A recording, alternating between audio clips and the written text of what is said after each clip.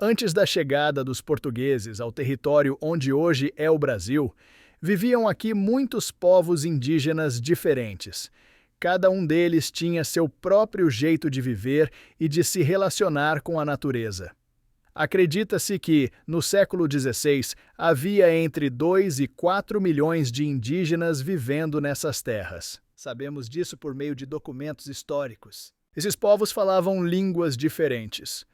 No ano de 1500, o território brasileiro era habitado por grupos como os Aruaques, Caribes, Gés, Carajás, Pano, Tucano, Tupi-Guarani e outros. Eles estavam espalhados por todo o Brasil, como mostra o mapa. Cada povo tinha suas próprias formas de viver. Estudos mostram que muitos utilizavam a agricultura, enquanto outros eram caçadores e coletores, vivendo como nômades. Alguns moravam perto do litoral e outros no interior. Alguns viviam em campos abertos e planos, enquanto outros moravam em regiões montanhosas. Cada grupo indígena se adaptava ao ambiente onde vivia. Vamos conhecer agora mais de perto os povos indígenas que habitavam o sul do Brasil antes da chegada dos europeus no século XVI. Alguns desses povos falavam línguas da família G e viviam no sul do Brasil, especialmente nos estados do Paraná, Santa Catarina e Rio Grande do Sul. Essas regiões ficam entre o Planalto e as florestas de araucárias. Esses povos desenvolveram um jeito único de construir suas casas. Eles cavavam o solo em forma circular, com uma abertura que podia ter entre 2 e 20 metros. Muitas dessas casas tinham um tipo de banco onde as pessoas podiam se sentar e fazer atividades. Hoje quase nada resta do teto dessas casas, pois a madeira usada se desgastou com o tempo. Mas os arqueólogos que estudam os vestígios do passado encontraram buracos e pedras que sustentavam os postes do telhado. Isso mostra que os telhados provavelmente eram feitos com troncos de pinheiros da região.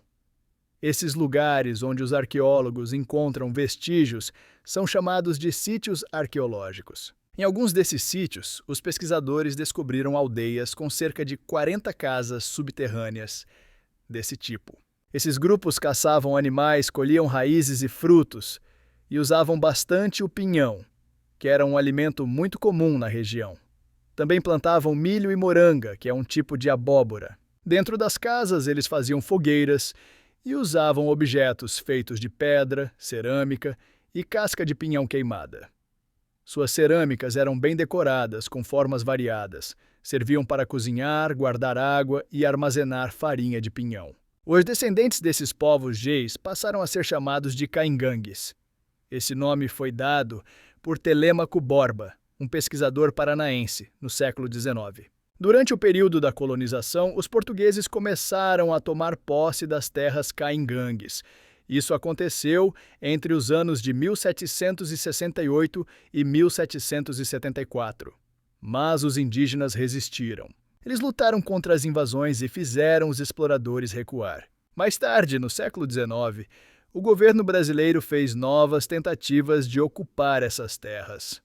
Usaram tropas armadas, construíram estradas, fazendas e vilarejos perto das rotas por onde passavam os tropeiros com gado e mulas. Alguns caingangues se aliaram aos fazendeiros e militares.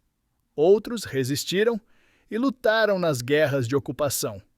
Na maioria das vezes, acabavam perdendo suas terras, migrando para outros lugares ou passando a vender sua força de trabalho. No ano de 1910, o governo criou o SPI, que era o Serviço de Proteção ao Índio. O objetivo era ajudar os indígenas a se integrar à sociedade e trabalhar nas colônias agrícolas. Mas, na prática, os serviços oferecidos eram muito ruins. Faltava comida, saúde e até houve casos de escravização dos indígenas.